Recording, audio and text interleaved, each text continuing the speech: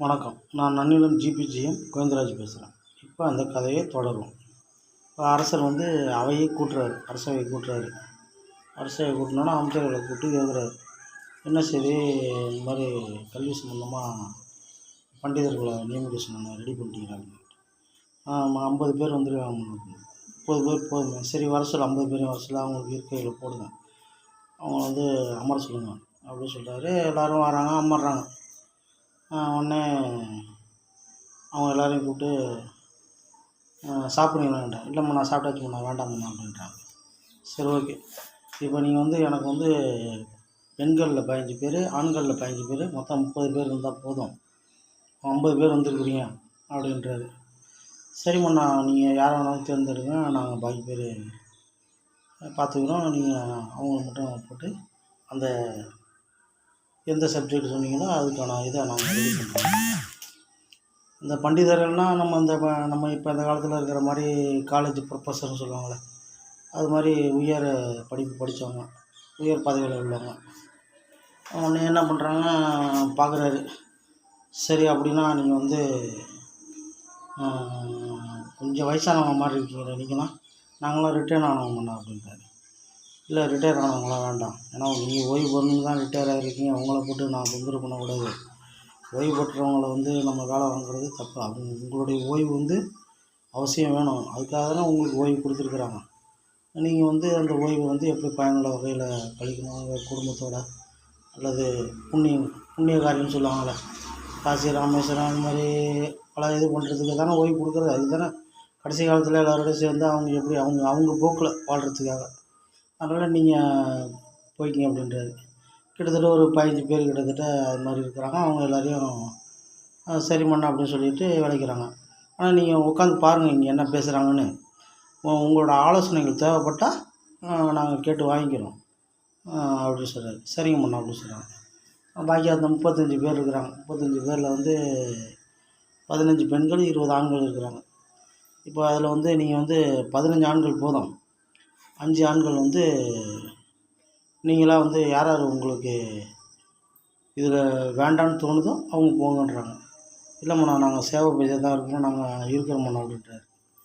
சரி உடனே மன்னர் பார்க்குறாரு, நீங்கள் இதில் இப்போ 5 பேர் நீங்கள் கொஞ்சம் அண்ணாண்ட உட்காருங்கன்னு சொல்லிட்டு முன்னாடி இருக்கிற 5 பேரை நோற்றி பின்னாடி அவங்க அந்த வயசானவங்களோட போய் உட்கார சொல்கிறாங்க. சரின்னு போய் உட்காந்துங்கிறாங்க. சரி இங்கே பாக்கி இந்த 30 பேர் மட்டும் நீங்கள் இந்த சப்ஜெக்டை எடுத்து அதை கரெக்டாக அதுக்கான விளக்க உரை. இப்போ நம்ம நாட்டில் அதிகமாக தமிழ் பேசுகிறாங்க, மொத்தம் 18 மொழி இருக்குது. அதனால் உங்களில் இந்த 30 பேரில் மொழி அதிகம் தெரிஞ்சவங்க எத்தனை பேர் இருக்கிறாங்க? அதில் ஒரு 6-7 பேர் கையெழுத்துக்கிறாங்க. அங்கே அந்த 5 பேர் நிற்கிறாங்களா, அவங்கள கேட்குறாங்க. அதில் ஒரு 2 பேர் தூக்குறாங்க. சரி நீங்கள் 2 பேரும் இங்கே வாங்க, இங்கேருந்து இன்னும் 2 பேர் அங்கே போயிடுங்கட்டான். அப்போ மொழி தெரிஞ்சவங்க கிட்டத்தட்ட ஒரு 10 பேர், நிறைய மொழி தெரிஞ்சவங்க, அதாவது இந்த 18 மொழி, பிற வெளிநாட்டு மொழிகள் தெரிஞ்சவங்க இருக்கிறாங்க. சரி ஓகே, நீங்கள் மட்டும் இருங்க, பாக்கி பேர் நீங்கள் பேசுகிறத கேட்டுக்கிட்டுருங்க, கேட்டுக்கிட்டு நீங்கள் உங்களுக்கான சன்மானத்தை வாங்கிக்கிட்டு நீங்கள் கிளம்புங்க. நீங்கள் மட்டும் இந்த சப்ஜெக்டை மக்களுக்கு புரிய முடியாது, அதாவது குழந்தைங்களுக்கு 1ஆம் வகுப்புலேருந்து 10ஆம் வகுப்பு வரைக்கும் உள்ள குழந்தைங்களுக்கு அந்த சப்ஜெக்டு எளிமையாகவும் இருக்கணும். தீய சொற்களோ தீய வார்த்தைகளோ எதையுமே அதில் உபயோகப்படுத்தக்கூடாது. புரியும்படியாக எளிமையாக இருக்கணும் அந்த கருத்துக்கள்.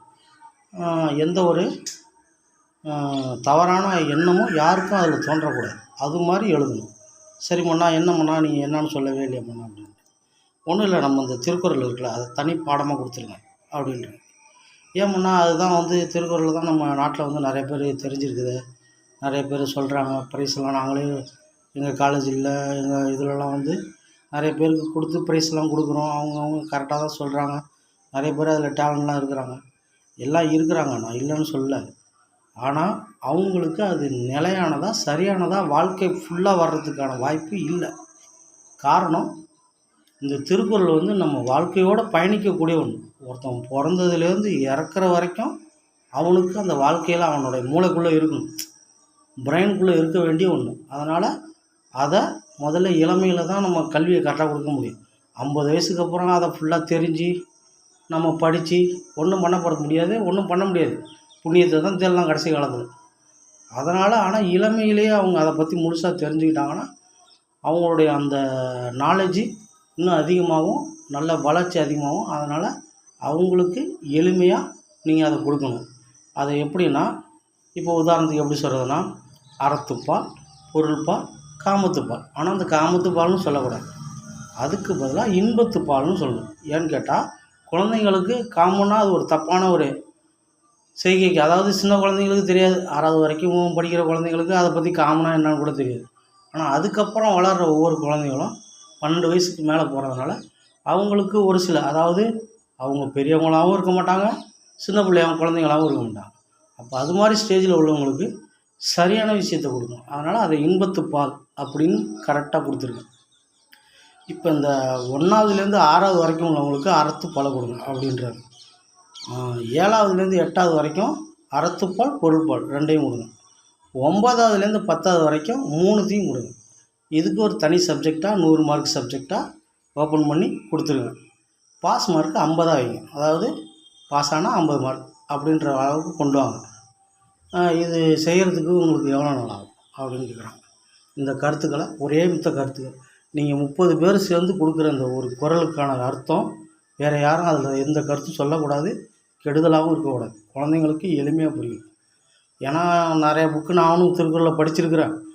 ஒவ்வொரு ஆசிரியர்களும் அவங்களுக்கு தகுந்த மாதிரி ஒவ்வொரு கருத்தை சொல்லியிருக்கிறாங்க. அதெல்லாம் இருக்கக்கூடாது. மண்ணா எல்லாம் செஞ்சிடலாமன்னா குழந்தைங்களுக்கு இந்த அசைவம் சாப்பிட்றத பற்றி 26வது அதிகாரத்தில் சொல்லியிருக்காரு. அதை என்ன பண்ணுறதுன்னா, அதை மட்டும் எடுத்துகிட்டு அறத்துப்பாலில் கொடுக்காம, இல்லை எதையுமே எடுக்கக்கூடாது. அதை புரியும்படியாக அவங்களுக்கு சொல்லுங்கள். அதாவது அசைவத்தை விரத நாட்களில் எடுக்காமல் இருக்கலாம் அப்படின்னு குழந்தைங்களுக்கு முதல்ல சொல்லி கொடுத்துங்க. அவங்க பெரியவனா அவங்க அதை பற்றி முழுசாக தெரிஞ்சுக்கிட்டு கடைசி காலத்தில் புண்ணியத்தை தேடுறவங்க அந்த அறத்தை செயல்படுத்திட்டோம். அதனால் அதை கொடுத்துருங்க. 9ஆம் வகுப்பு 10ஆம் வகுப்பு உள்ளவங்களுக்கு இந்த இன்பத்துப்பாலை நல்லா தெளிவாக கொடுங்க. ஏன்னா அவங்க தான் 2ம் கட்ட வயசு.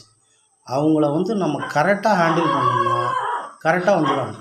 அவங்களுக்கு எப்படி எழுதணும், காதலனா காதலியா, அல்லது அப்பா அம்மா, அல்லது கணவன் மனைவி, எது எழுதுனா அவங்களுக்கு எளிமையாகவும் இருக்கும், கெட்டதாகவும் இருக்கக்கூடாது. அதனால் ஒவ்வொரு குறளையும் அலசி ஆராய்ஞ்சு அதுக்கான கருத்தை கரெக்டாக எழுதுங்க.